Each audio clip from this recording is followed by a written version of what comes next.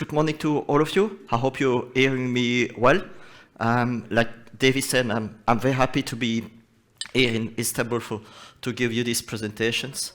Always a pleasure to meeting people face to face. Today's presentation,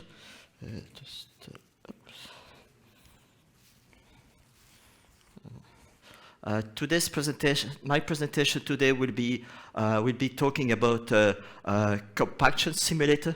I don't know if all of you know about compaction simulator, but I will try to explain you the principle on compaction simulator and why is it really useful for formulation development. The title of my presentation is a material sparing method to accelerate tablet formulation development. I think there's already a couple of things which are important. First of all is material sparing methods. That means you can actually do your development work, do your material characterization, your formulation development with a small amount of product. And we know in some cases, API are not available or you don't have a lot of them, and API might be expensive. That's why this is already a good thing for the formulation. You can already save kind of money on this. And the other thing, obviously, that we all know as formulators that time it's become more and more critical. And with a compaction simulator, you can actually accelerate your formulation and decrease your development time.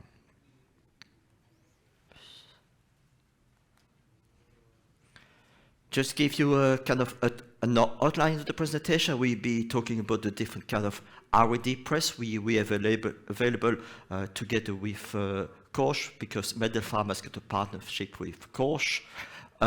Just a couple of words about Medelpharm. You might not know Medelpharm. Medelpharm is a small French company.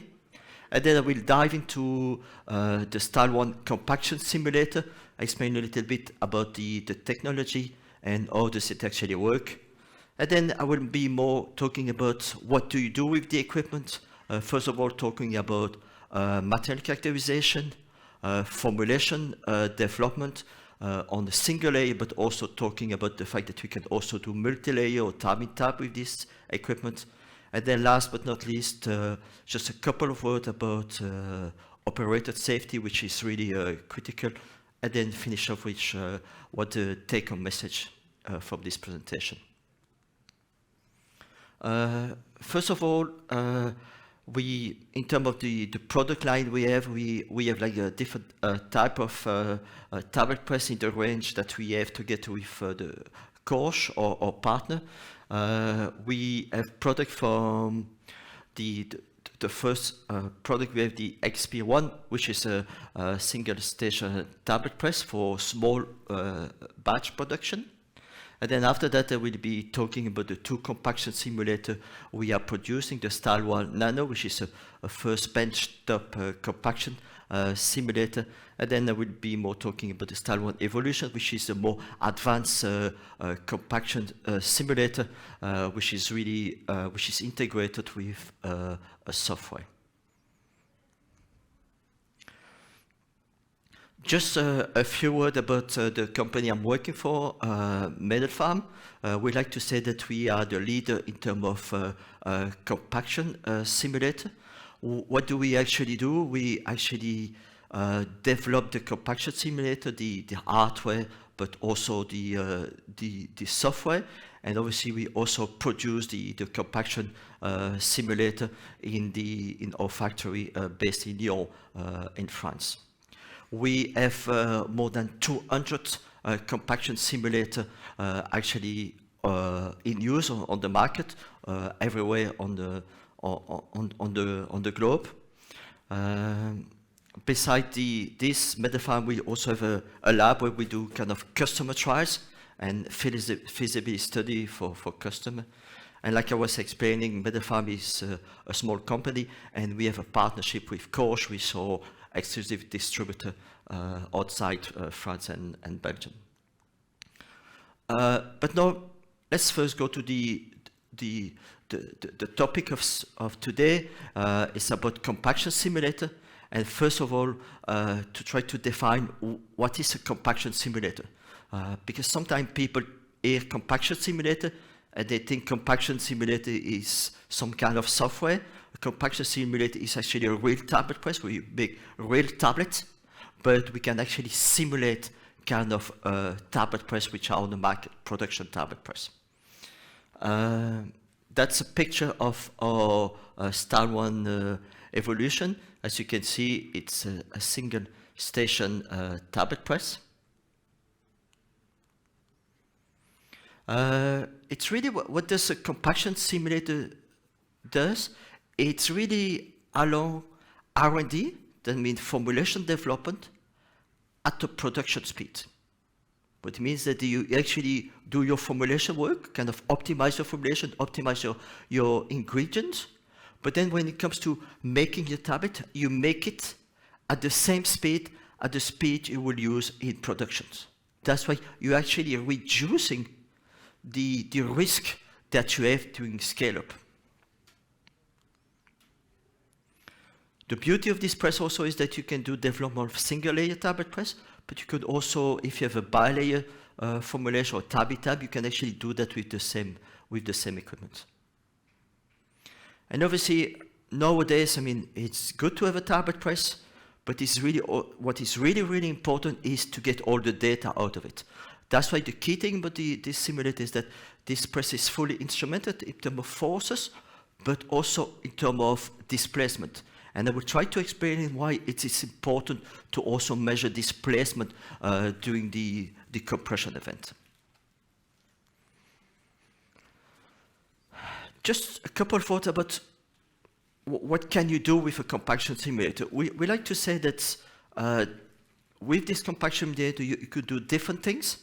The first thing is that when you actually do your formulation development, I think what is really important in the beginning is really to understand the material you're using, understanding your API or understanding the different excipients. And how do you actually understand them is by having a good way to characterize them.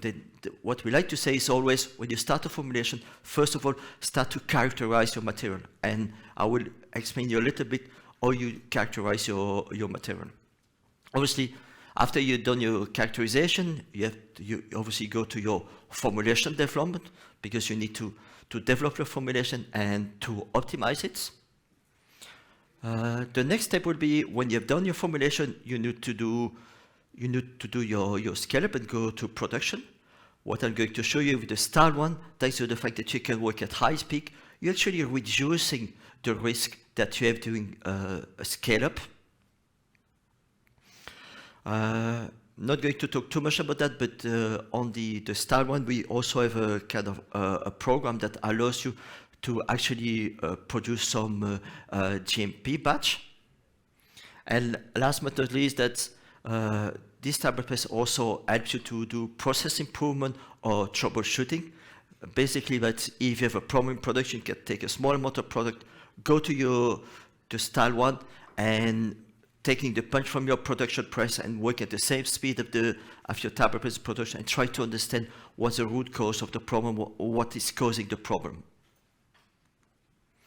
I'm not going to dwell too much on that, but the main application of this tablet press obviously is for pharma application, but we also have been working in other kind of application, like for example, cosmetics or kind of detergent. Okay, now I mean, what I'd like to explain to you is that what is a compaction simulator? A compaction simulator, as you can see, is a single station tablet press, where that move, I mean, we have the punches, the upper punch and the lower punch. And that's really what we do, is that we move the punch, and we design to match the profile of a rotary tablet press at high speed.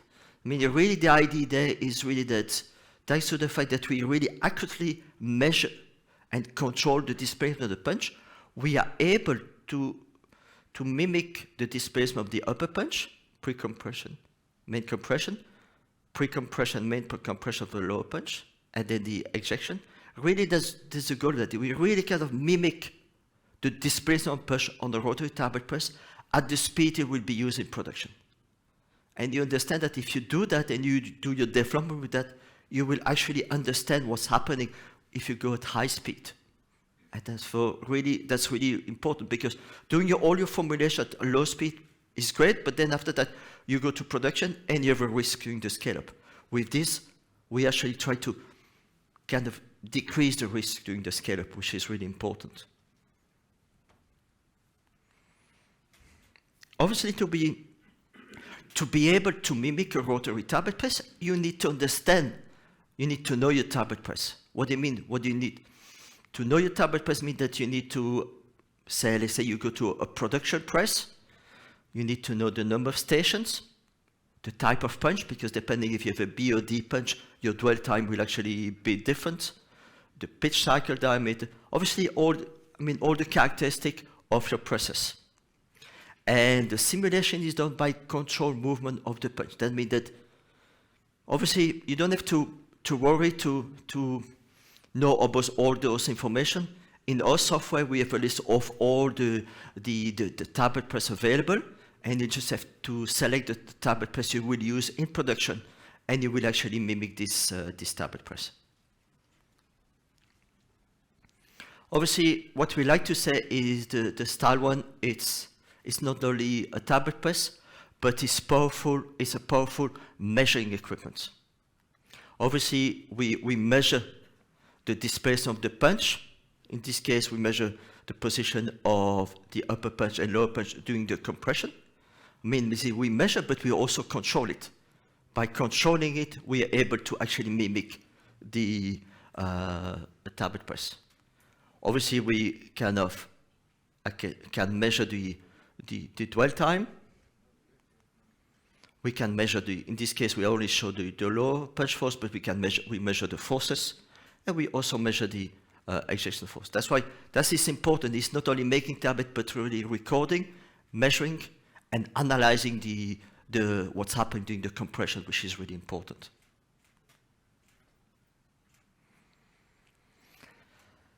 Like I was saying at the beginning, what do you do with a compaction simulator? And I will try to go through the different things that you can actually do with a compaction simulator. The first thing will be material characterizations. What I like to say is that, like I said before, when you start your formulation, it's always important to characterize your material. What I personally like to say is that you need to actually fingerprint your API and your excipient before starting.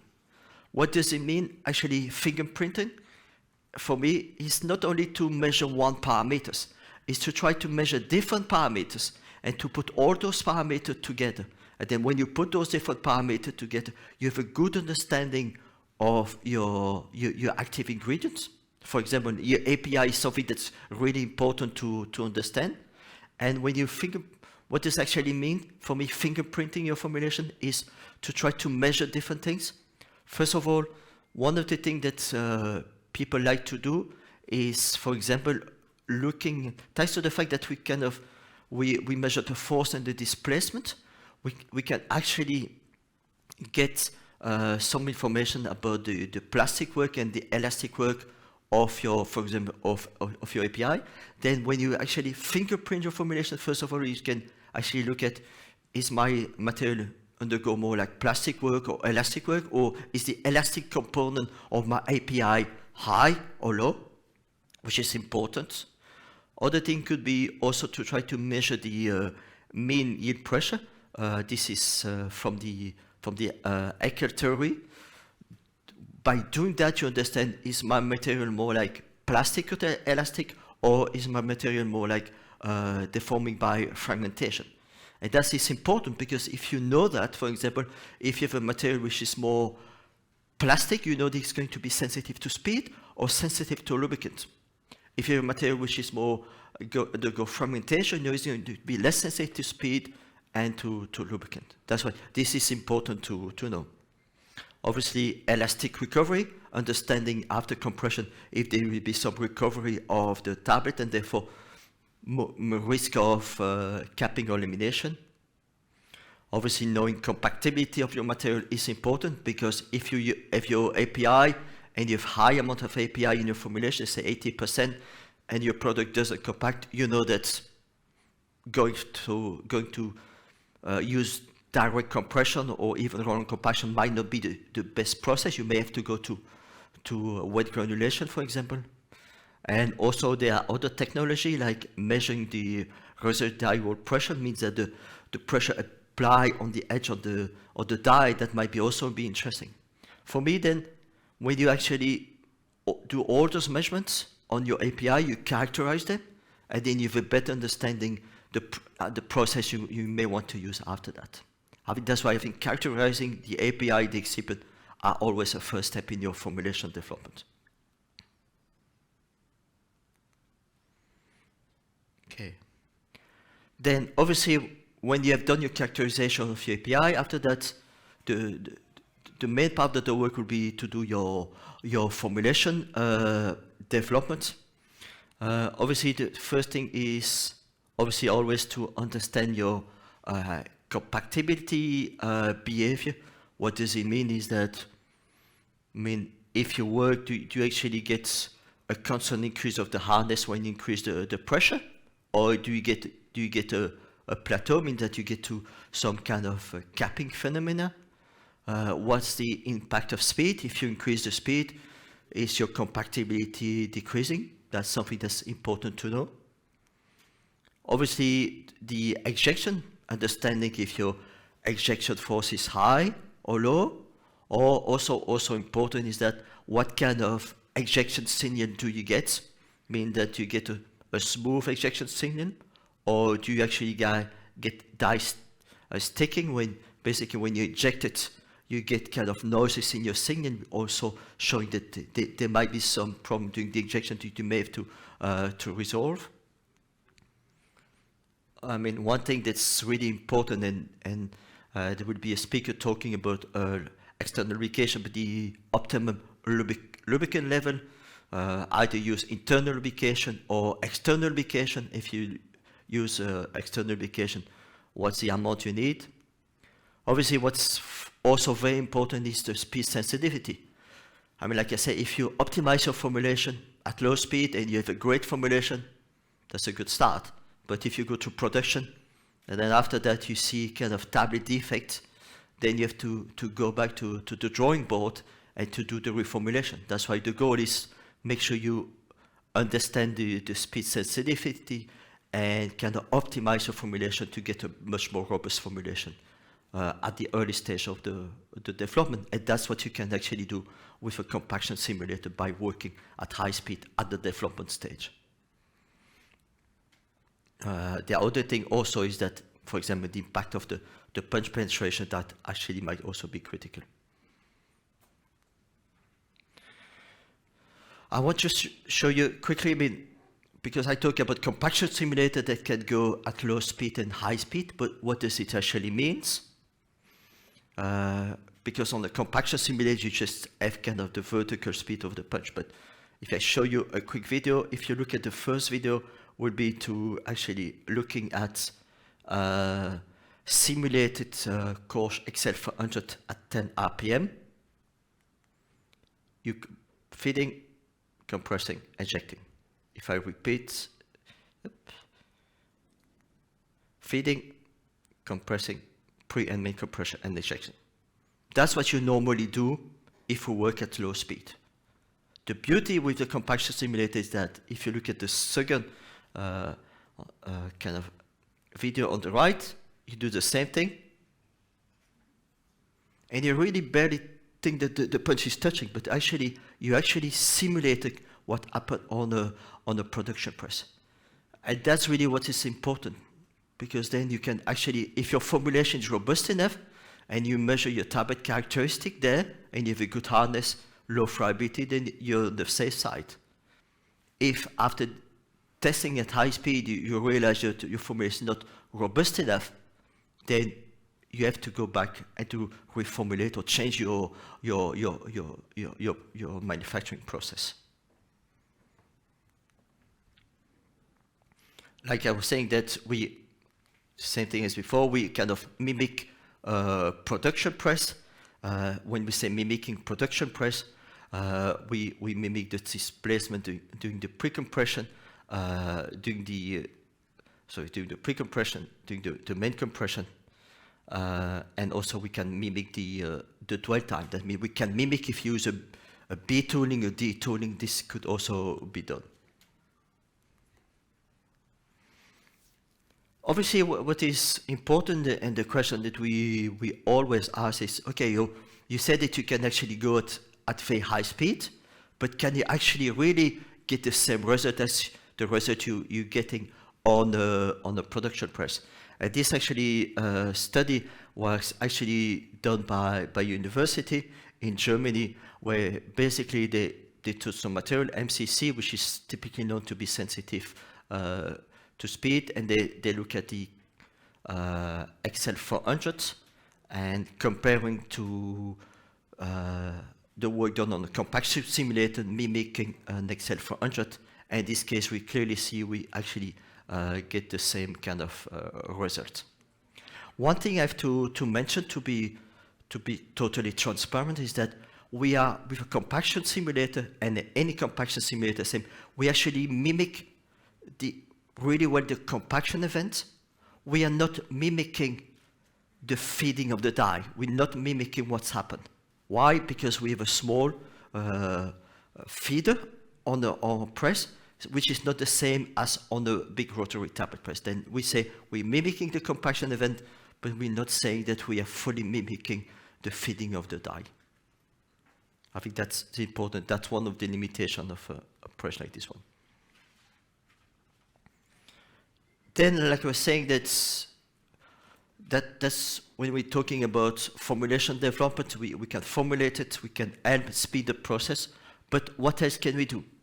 With a compaction simulator, there are other things you can do, like I was quickly showing you. We can mimic a rotary tablet press, we can do multi-layer, we can do tab-in-tab, and I don't know how much I have, but we can also mimic roller compactions, and I will try to go quickly to all of those applications. Like I was saying, that on our compaction simulator we can do multi-layer, or can we actually do multi-layer because it's a single station tablet press. In this case, the table die is fixed, but we can actually adapt kind of different features. When you do a single layer formulation, you put one feature, but if you want to do 2 layers or 3 layers, you just put like 3 features. What is important is that we can also assess the critical process parameter that you may find on a multi-layer, like the time fill force, the filling height, the pre-domain compression. And obviously we can also design this formulation using the speed you will use on production.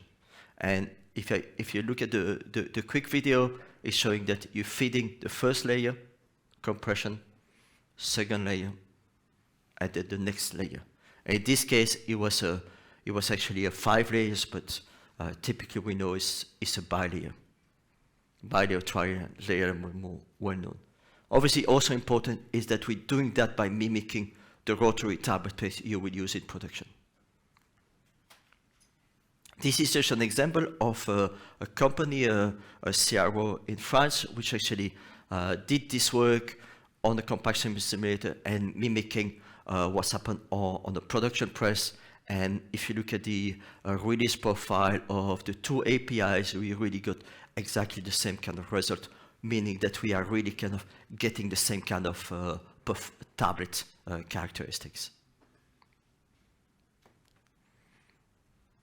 Other thing which is something which is maybe less used in the pharma industry, but we have a couple of examples of product on market, is tab-in-tab. Tab-in-tab is where you put a core inside of a tablet, and the video is much better than anything else. You take your powder, you add the core in the center, you add another layer of product, powder, you compress it. And all of those could actually be done with this press. Again, this company also in France also did it and compared the work done on style 1 evolution on a production press, and again looking at the release profile, so the same kind of release profile, really showing that it's really scalable.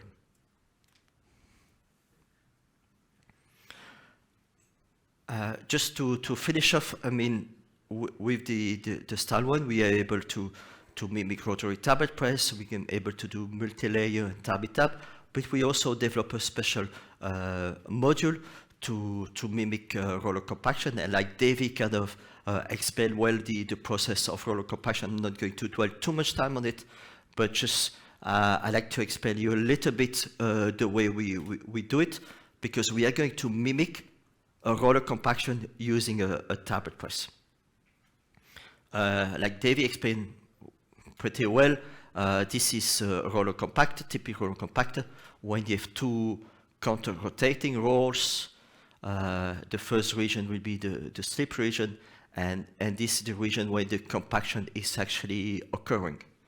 And David talked about the fact that the powder is compacting in the nip angle. Actually, also what we also believe that there's also compaction done after the maximum force is exerted. Why? Because after you make your ribbon, the ribbon may actually expand a little bit, and you may actually have some force also apply after that. And what we're going to do, we actually, with the compaction simulator, thanks to the fact that we can actually mimic the displacement of the punch, we are going to mimic the compaction event there with the tablet press. And really, the goal is to determine whether the drug plus your excipient is suitable for roller compaction with a very small amount of powder. Because really, that's important. In this case, we just need to fill a dye with small amount of powder to be able to actually produce ribbon, and then after produce the ribbon, we actually grind them. The roller compaction simulation is done.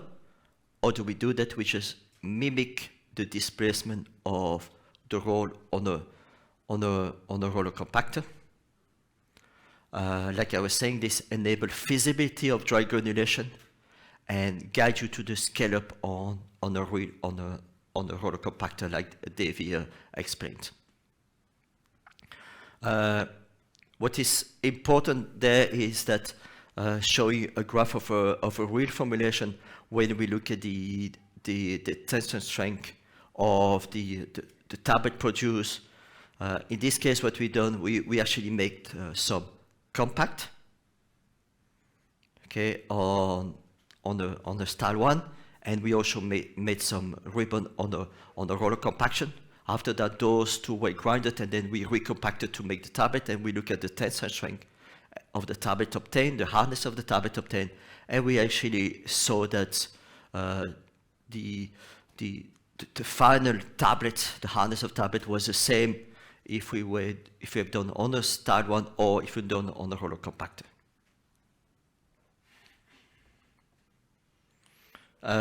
This is just the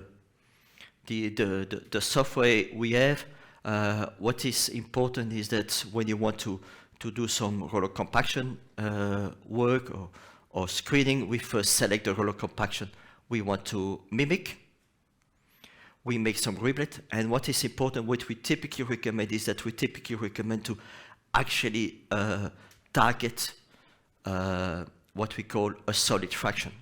Because in the roller compaction, what is important, obviously, you need to set up the gap between the two rolls, but you also need to kind of target what's called a solid fraction. Which means the solid fraction is 1 minus the porosity. Why is it important? Because this solid fraction is really something that's going to drive the quality of your product. Your dissolution might be linked to the solid fraction of your granular obtained, and your recompactability will also be linked to that. And also what is important is that if you target a certain solid fraction in development, you're also going to target the same solid fraction when you go to production. Then, like I was saying, that you make some ribbon, then you grind them like Davey explained, and then what is really nice is that when you get your granules, you actually recompress those granules also on the style 1 using the tool you'll be using in production at the speed you will be using in production. That's why you have all the process. You make your ribbon, you grind them, and then you recompact it. And then after that, you have a good understanding if it's feasible enough to do dry granulation. If it's feasible, then you go to the next step to go on a real roll compaction and produce more granules.